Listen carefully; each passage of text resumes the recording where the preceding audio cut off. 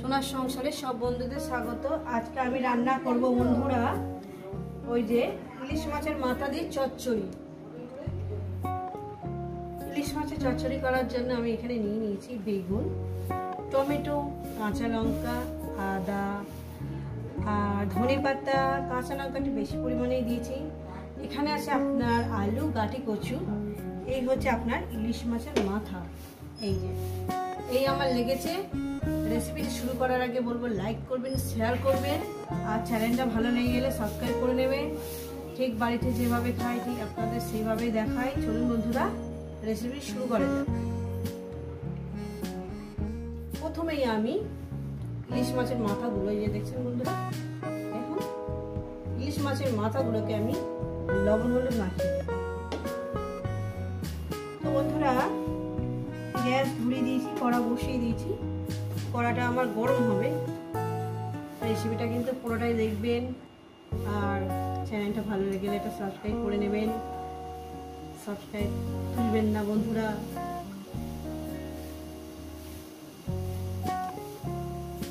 অনেকে তুলে নিচ্ছেন, বন্ধুর মতন পাশে থাকবে। তেল দিয়ে দেব।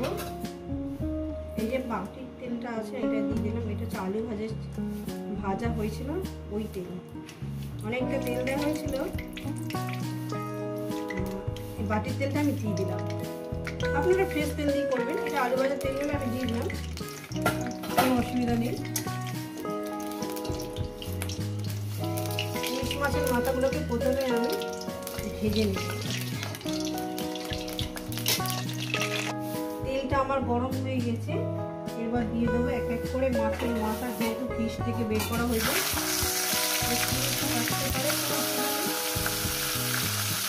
চারটে মাথা একেবারে দিয়ে দিলাম, যেহেতু চচ্চড়ি হবে তো।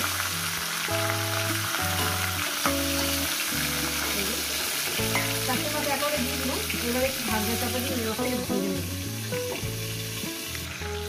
এক পিট করে উল্টিয়ে দেবো। দারুণ সেন বেরিয়েছে ইলিশ মাছ তো, দারুণ সেন বেরিয়েছে।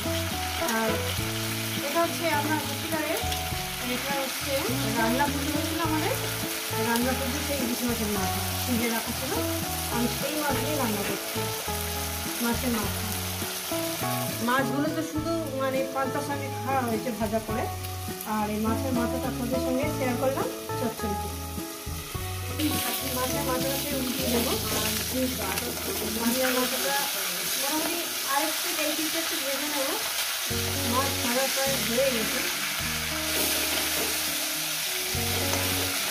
আর একটু ভেজে নেবো। এইবার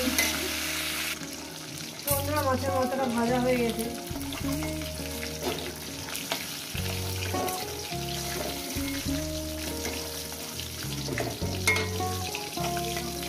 ভাজা হয়ে গেছে।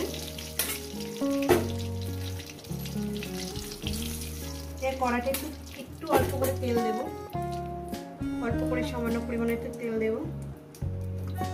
তেল দিলাম। তো বন্ধুরা তেলটা গরম হয়ে গেছে। শুকনো লঙ্কা, 4টে শুকনো লঙ্কা দিলাম করে।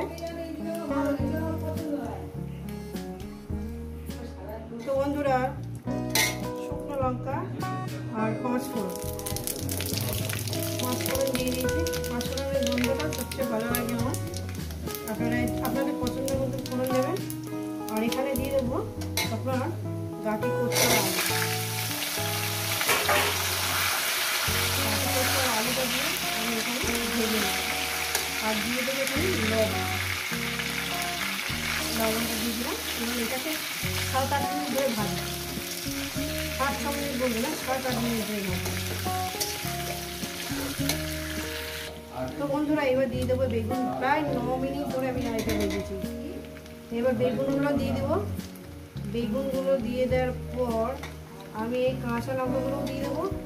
ঠিক আছে, এবার এটাকে আরও আমি 5-6 মিনিট ধরে ভাজবো বেগুনটাকে দিয়ে। দেখছেন বন্ধুরা কতটা সুন্দর এবং দারুণ খেতে হয়। এরকম করে চচ্চড়ি দিয়ে বানিয়ে খেতে হয়। আরও 5-6 মিনিট ধরে ভাজবো। প্রায় 5-6 মিনিট ধরে ভেজে নিচ্ছি বন্ধুরা। এরপর দিয়ে দেবো হচ্ছে হলুদের গুঁড়ো, দিয়ে দেবো জিরে ধনের গুঁড়ো, দিয়ে দিলাম। মশলাটা একটু পরিমাণে কম দিয়েছি। দিয়ে দেবো আদা। বন্ধুরা এইরকম বানিয়ে একবার খেয়ে দেখবেন, আশা করি আপনাদের ভীষণই ভালো লাগবে। যদি মনে করেন যে আদা জিরে কাঁচা লঙ্কা বেটে দেবেন তো দিতে বলেন, তাতেও ভালো লাগবে। আমি একটু তাড়াতাড়ি করা দেখিয়ে দিচ্ছি আপনাদের, ওই জন্য দিয়ে দিলাম। এইবার এখানে কি করবো, ওই যে আপনার টমেটো আছে, টমেটোটাকে দিয়ে দিলাম। দিয়ে সামান্য পরিমাণে একটু জল দিলাম, যাতে মশলাটা যাতে পুড়ে যেতে না যায়। এবার এটাকে আমি প্রায় 2-3 মিনিট ধরে 3-4 মিনিট ধরে এটাকে একটু কষিয়ে নেব, ঠিক আছে? কষিয়ে নেওয়ার পর তারপর আমি মাছের মাথাটা দিয়ে দেবো। ধনে পাতাটা দিয়ে দেবো যাতে ফ্লেভারটা সব জায়গায় ছড়িয়ে পড়ে, ঠিক আছে? ধনে পাতাটা দিয়ে দিলাম। তো বন্ধুরা এবার দিয়ে দেবো ইলিশ মাছের মাথা। দেখতেই পাচ্ছেন বন্ধুরা চচ্চড়িটা কতটাই লোভনীয় হবে। এবার এই ইলিশ মাছের মাথাটা একটুখানি একটু ভেঙে ভেঙে না দিলে তো হবে না বন্ধুরা, এই মাথাটাকে একটু ভেঙে ভেঙে দিতেই হবে। ইলিশ মাছের মাথাগুলো ভেঙে দিয়েছি। এইবার আস্তে আস্তে মিনিমাম আরও 6-7 মিনিট লাগবে এই চচ্চড়িটা রান্না করতে। এবারে আমি কিন্তু গ্যাস মিডিয়ামের থেকে গ্যাসটা একটু লোতে করে আর একটু লোতে করে দিয়েছি, মিডিয়ামের থেকে একটু লোতে করে দিয়েছি আর কি। এবার এটাকে আমি আরও 6-7 মিনিট ধরে রান্নাটা করবো।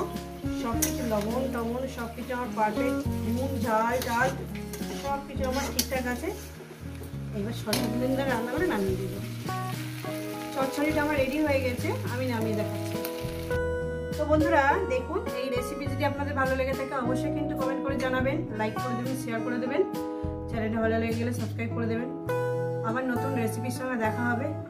সবাইকে বলবো সুস্থ থাকবেন, ভালো থাকবেন, আর সামনে পুজো আসছে, খুব এনজয় করবেন। চলুন দেখা হচ্ছে নতুন রেসিপির সাথে।